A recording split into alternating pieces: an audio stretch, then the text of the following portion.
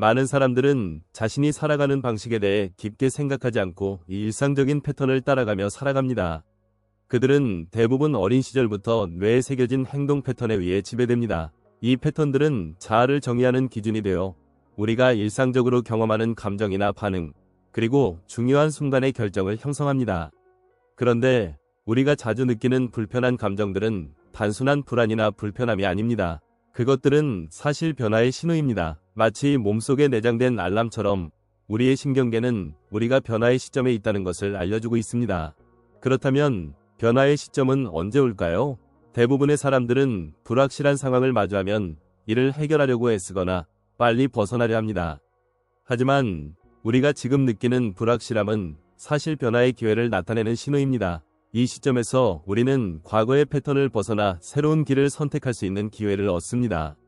그리고 이러한 변화는 단지 의식적으로 노력한다고 해서 이루어지는 것이 아닙니다. 이 변화는 이미 우리의 신경계와 생물학적 시스템 속에서 자연스럽게 일어나고 있습니다. 인생의 큰 전환기를 겪을 때 우리의 뇌는 신경가소성이라고 하는 특별한 상태로 들어갑니다. 신경가소성은 뇌가 새로운 정보를 학습하고 오래된 신경망을 바꾸는 능력을 말합니다. 우리가 이러한 변화를 경험할 때 뇌는 더 유연해지고 이전에 고정되었던 신경 경로들은 점차 약해지며 새로운 연결들이 형성됩니다.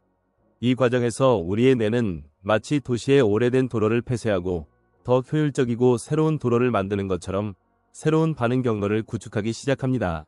이러한 변화의 과정을 우리는 종종 무의식적으로 지나치기 쉽습니다. 불확실한 감정이나 상황을 해결하려는 노력 속에서 우리는 종종 변화의 기회를 놓치기도 합니다. 그러나 불확실성 속에서 변화를 시작하는 것은 매우 중요한 기회입니다. 대부분의 사람들은 이 시기를 단지 불편함으로만 해석하지만 사실 이 시점은 우리가 새로운 가능성을 발견할 수 있는 기회입니다. 전환기의 중요한 특성은 우리의 뇌가 특별한 화학적 반응을 일으켜 더 쉽게 적응하고 학습할 수 있는 상태로 변한다는 점입니다. 이 시기 동안 뇌는 이전에 없던 새로운 연결을 형성하며 우리는 더 빨리 배우고 변화에 적응할 수 있게 됩니다.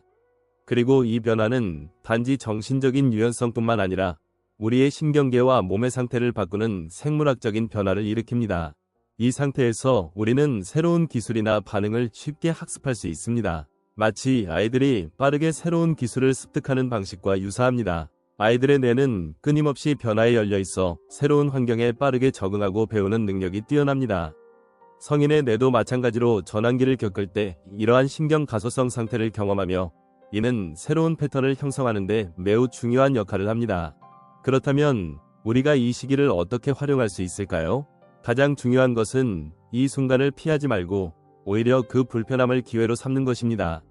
우리가 변화의 신호를 의식적으로 받아들이고 그 안에서 새로운 패턴을 형성할 수 있는 공간을 만들 때 변화는 자연스럽게 일어납니다.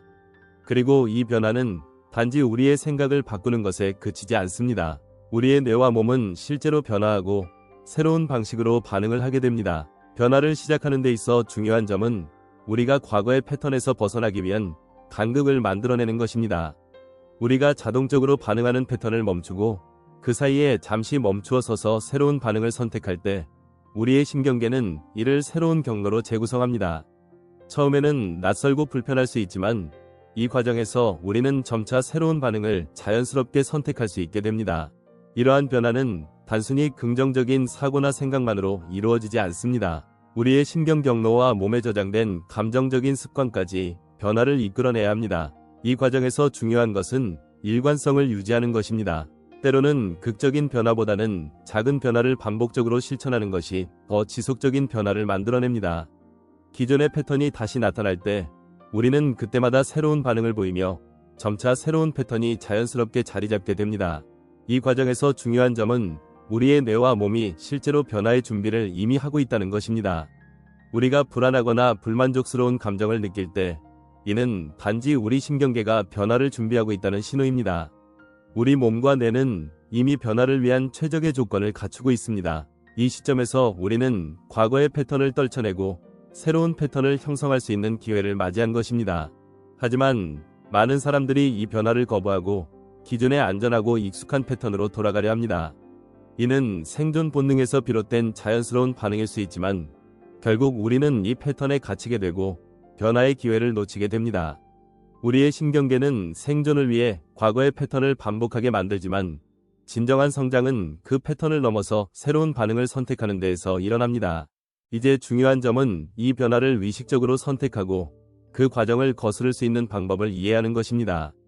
자동 반응에서 벗어나 그 간극에서 새로운 선택을 할 수 있을 때 우리의 신경계는 점차 새로운 연결을 형성하고 우리 삶의 방식도 변화하기 시작합니다. 이 변화는 시간이 지남에 따라 더욱 자연스럽고 본능적으로 느껴지게 됩니다. 결국 우리가 진정으로 변화하려면 과거의 자동화된 반응을 의식적으로 멈추고 그 간격에서 새로운 반응을 선택하는 것부터 시작해야 합니다. 이 과정은 시간이 걸릴 수 있지만 지속적으로 새로운 반응을 만들어가면서 우리는 결국 더 유연하고 변화에 열린 삶을 살아갈 수 있게 됩니다. 이제 중요한 질문은 어떻게 우리는 이러한 변화를 시작하고 지속할 수 있을까요? 변화의 첫 번째 단계는 바로 자각입니다. 우리가 기존의 패턴을 인식하고 그 패턴이 우리가 진정으로 원하는 방식으로 삶을 이끌고 있는지 점검하는 과정이 필요합니다. 우리는 일상 속에서 너무 익숙해져서 자신도 모르게 반복되는 습관과 행동 패턴을 따르곤 합니다. 이러한 패턴이 삶을 더 나은 방향으로 이끌고 있지 않다면 우리는 그 패턴을 인식하고 이를 바꿀 준비를 해야 합니다. 자각은 단지 우리가 어떤 행동을 반복하는지 알게 되는 것뿐만 아니라 그 행동이 우리 삶에 미치는 영향에 대해서도 이해하는 것입니다. 예를 들어 우리가 자주 느끼는 불안이나 스트레스는 우리가 무의식적으로 회피하거나 피하려고 했던 상황에서 비롯될 수 있습니다. 이때 우리는 그 감정에 대해 다시 한번 생각해 볼 필요가 있습니다. 그 감정이 왜 일어나는지, 그리고 그것이 우리에게 무엇을 말하려는지 파악하는 것이 중요합니다. 이는 단순히 감정을 분석하는 차원이 아니라 감정이 내포하고 있는 의미와 그 감정이 우리가 내면에서 해결해야 할 무엇을 가리키고 있다는 점을 이해하는 것입니다. 자각이 일어나면 그 다음 단계는 선택입니다. 우리는 기존의 반응 패턴을 반복하지 않고 그 자리에서 새로운 반응을 선택하는 것이 필요합니다. 대부분의 사람들은 상황이 발생하면 자동적으로 반응하는 경향이 있습니다. 하지만 그 순간에 잠시 멈추고 자신에게 물어보는 것이 중요합니다. 이 상황에서 나는 어떻게 반응하고 싶은가? 우리는 항상 자동적인 반응을 피할 수는 없지만 의식적으로 선택할 수 있는 순간이 반드시 존재합니다.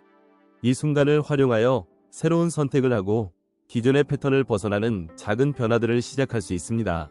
이러한 선택의 순간은 우리의 뇌가 새로운 신경 경로를 형성할 기회를 제공합니다. 우리가 새로운 반응을 선택할 때마다 뇌는 이전의 경로를 약화시키고 새로운 경로를 강화합니다. 이 과정을 통해 우리는 점차적으로 새로운 습관과 반응을 익히게 됩니다. 예를 들어 불안한 상황에서 우리는 과거처럼 회피하거나 방어적인 반응을 보이는 대신 마음을 가라앉히고 침착하게 상황을 받아들이는 반응을 선택할 수 있습니다. 이 선택은 처음에는 어려울 수 있지만 반복될수록 점점 더 자연스럽게 변하게 됩니다.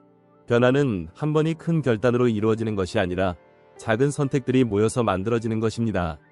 일상 속에서 작은 변화를 시도하면서 우리는 그 변화의 흐름을 점차 확장시킬 수 있습니다. 이러한 작은 변화들은 우리의 신경계를 재구성하고 새로운 반응 패턴을 형성하는 데 중요한 역할을 합니다.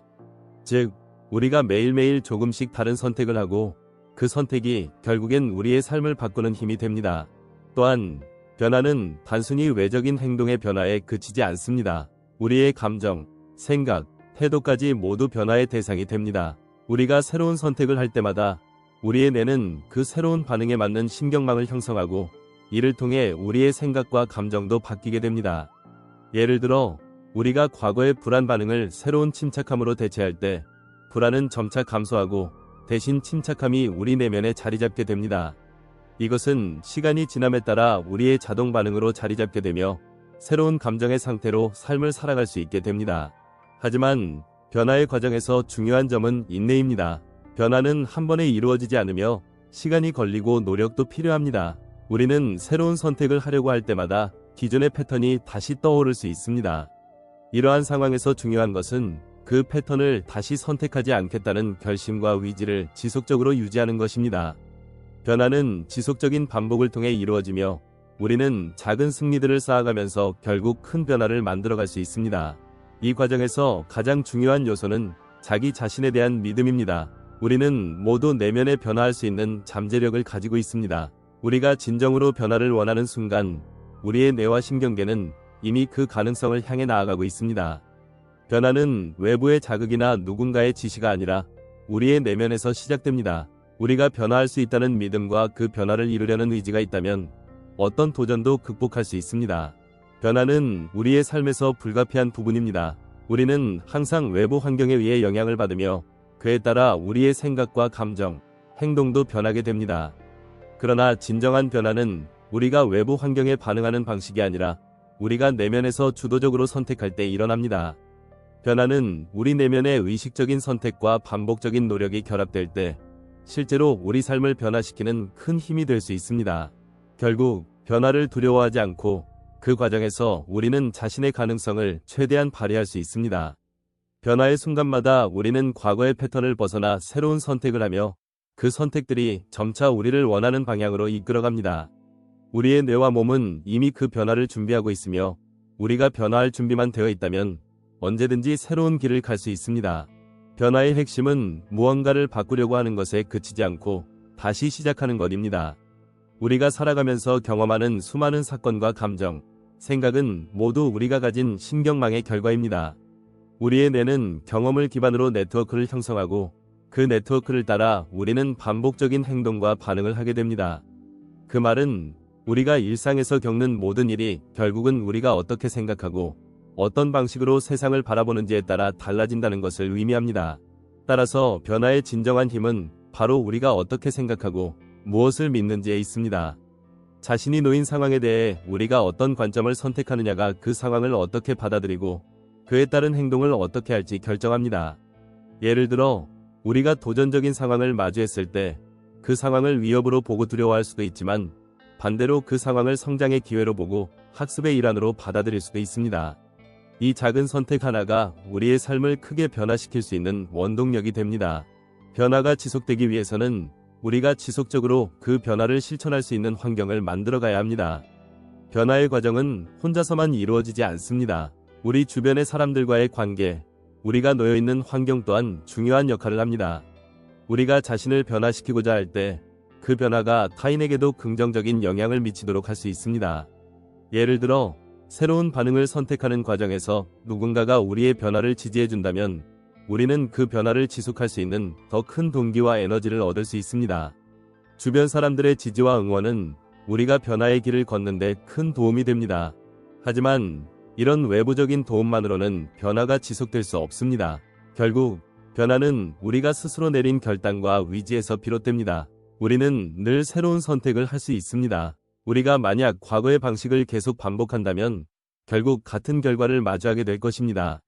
하지만 한 번의 결단으로 기존의 패턴을 벗어나 새로운 선택을 한다면 그 선택이 점차 우리의 신경망을 재구성하게 되고 결국 그 선택이 자연스러운 일상으로 자리 잡을 수 있습니다. 변화의 또 다른 중요한 측면은 인내입니다. 변화는 단기간에 이루어지지 않으며 반복적인 노력이 필요합니다. 이 과정을 통해 우리는 비로소 새로운 습관을 만들고 그 습관이 우리의 삶에 깊이 자리 잡게 됩니다. 변화의 첫걸음은 어렵고 그 과정에서 실수하거나 좌절할 수도 있습니다. 그러나 중요한 것은 그 실수에서 배우고 다시 일어설 수 있는 용기입니다. 우리는 언제나 실패를 경험하면서 배우고 성장합니다. 변화의 과정에서 실수는 오히려 그 자체로 중요한 학습의 기회가 됩니다. 그리고 변화는 결코 고립된 것이 아닙니다. 우리는 모두 관계 속에서 살아가고 있으며 그 관계는 우리의 삶에 중요한 영향을 미칩니다. 우리의 변화를 지지하는 사람들 또는 우리와 함께 성장할 수 있는 사람들과의 관계가 바로 그 변화를 지속시킬 수 있는 원동력이 됩니다. 우리가 스스로를 변화시키고 그 변화를 나누며 서로 돕고 지지하는 관계를 구축할 수 있다면 우리는 더 강한 의지와 에너지를 얻을 수 있습니다. 이러한 관계는 우리가 변화의 여정을 한층 더 의미 있게 만들 수 있습니다. 그리고 마지막으로 변화는 외부 환경만으로 결정되지 않습니다. 우리가 변화를 원할 때 가장 중요한 것은 내면의 변화를 이루는 것입니다. 우리가 외부 상황에 어떻게 반응할지를 결정하는 것은 결국 내면에서 비롯됩니다. 내면에서의 변화는 외부 세계와의 상호작용을 통해 우리의 삶에 점차 반영됩니다. 우리는 모두 변화를 이끌 수 있는 능력을 가지고 있습니다. 그것은 우리 내면에서부터 시작되는 것이며 우리가 진정으로 변화를 원할 때 우리의 뇌와 신경망은 그 변화를 위한 준비를 시작합니다. 자신의 내면을 들여다보고 그 속에서 원하는 변화를 찾으며 작은 선택들로 그 변화를 실현해 나갈 때 우리는 진정으로 원하는 삶을 살아갈 수 있습니다. 이 모든 과정은 하나하나의 작은 변화에서부터 시작됩니다. 우리가 조금씩 바뀌면 그 변화는 결국 우리의 삶을 깊고 넓게 바꾸어 놓을 것입니다.